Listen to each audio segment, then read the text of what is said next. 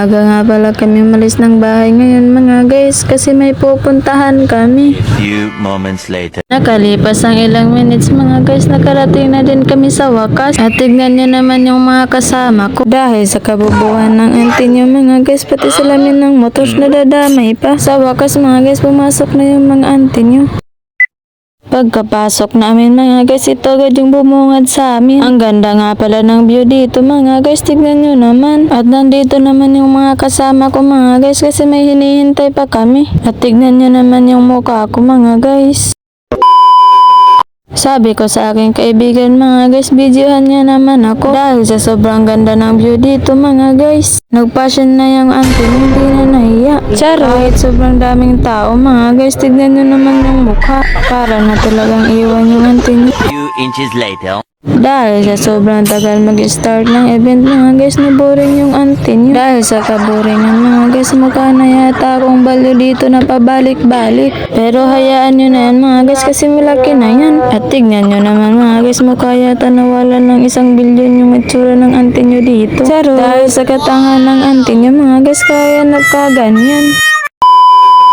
Makalipas ang ilang oras mga guys, pumasok na din ang mga auntie nyo. Dahil sa sobrang excited ng auntie nyo mga guys, abot langit yung ngiti. Mukha na yatang nababalyo ang auntie nyo mga guys, tignan nyo na. Pakinggan nyo nga pala yung sinasabi ng auntie nyo mga guys.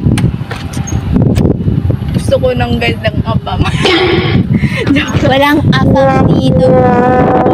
Siyempre, joke lang yan mga guys at huwag nyo nang seryosohin. Dahil kasi sa kabubuhan ng auntie nyo, kaya nyo yan nasasabi. At tignan nyo naman yung ganda ng view dito mga guys. Nandito nga yung mga auntie nyo sa Dahuan Tam. Kung nagtataka kayo kung bakit nakapunta yung auntie nyo dito kahit walang pera, na-invite kasi yung auntie nyo na umatin ng event. Tapos libre pa yung pagkain at entrance. Kaya walang pagdadalawang isip na sumama yung auntie nyo dahil chance niya na to mga guys na makapunta dito. At tignan nyo naman yung mukha ko mga guys, hindi talaga malis yung ngiti. First time kasi ng auntie nyo na pumunta sa ganitong lugar. Few moments later. Nakalipas ng ilang oras mga guys, tinawag na kami para umupo at kumain. Diyan talaga magaling yung auntie nyo mga guys sa kainan. Pero hayaan nyo na yan, gutom lang yan siguro. Pagkaupo namin mga guys, tinawag na kaagad yung CEO para magbigay ng speech. Yan pala guys yung CEO nila pero hindi ko alam yung pangalan.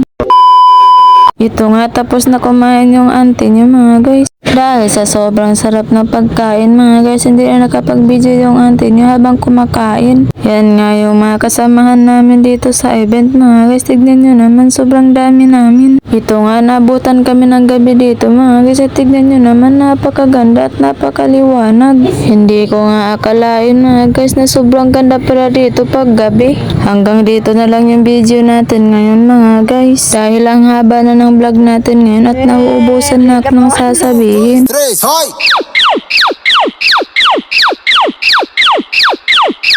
Tira meu popozão.